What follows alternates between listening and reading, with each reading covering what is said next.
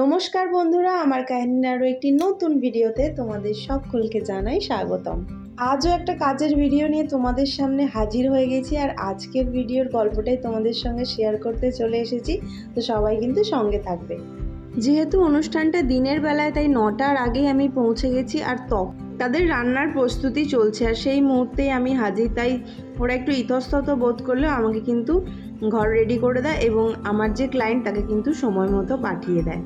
আর এই ব্যবহারটুকুই তো আমাদের জন্য যথেষ্ট। তো যাই হোক, আমরা আমাদের সেটআপ রেডি করে সময় মতো ক্লায়েন্টকে তো পেয়ে গিয়েছিলাম, কিন্তু তার মধ্যেই হয়ে যায় এক বিপত্তি। আমার রিং লাইটের তারটা হঠাৎ করে ডিসকানেক্টেড হয়ে যায় এবং কোনোভাবে আগুন বেরিয়ে সেটা জ্বলে যায়। তো আমার রিং লাইটটা অফ হয়ে যায়। সেই মুহূর্তে ওদের কাছে কোনো রকম বড় লাইট, বা যে ঘরে আমি সাজাচ্ছিলাম সেই ঘরে কোনো বড় লাইটই ছিল না। তো অনেকটা অসুবিধার পর যা হোক করে একটা তার আমি ওখান থেকে জোগাড় করি এবং সেই তারটা কানেক্ট করার পর অতি কষ্টে আলোটাকে জ্বালিয়ে কোনোভাবে মেকআপটা করতে পেরেছিলাম। তো সেদিনের আমার মেকআপের বুকিং ছিল নন এইচডি মেকআপ।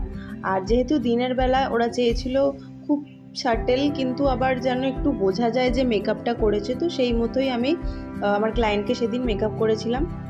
সেদিনের ক্লায়েন্ট যেহেতু আন্ডার টোন ছিল, আর আমার এই ধরনের টোনে কাজ করতে কেন জানি না ভীষণ ভীষণ ভালো লাগে।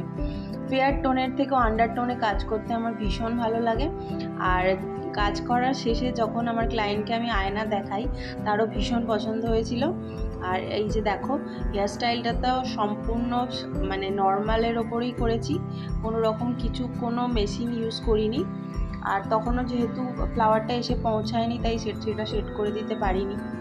সরি, একটু বলার ভুল হলো, মেশিন বলতে কোনো রকম অ্যাডভান্স কিছু করিনি, নর্মালি ক্রিম্পিং করে একটা বান করে দিয়েছিলাম। আর ফ্লাওয়ার সেটিংটা যখন এনেছিল তখন আর ভিডিও করা হয়নি ফ্লাওয়ার সেটিং করার পর।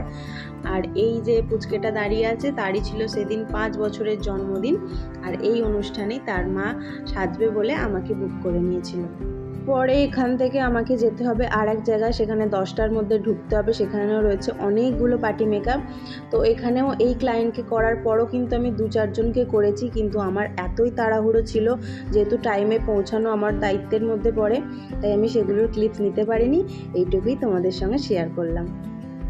তো আজকের ভিডিওটা এই পর্যন্তই। দেখা হচ্ছে তোমাদের সঙ্গে পরের কোনো ভিডিওতে। আর তোমরা কিন্তু কমেন্ট করে জানাতে ভুলো না যে আজকের আমার এই ক্লায়েন্টকে কেমন লেগেছে তোমাদের।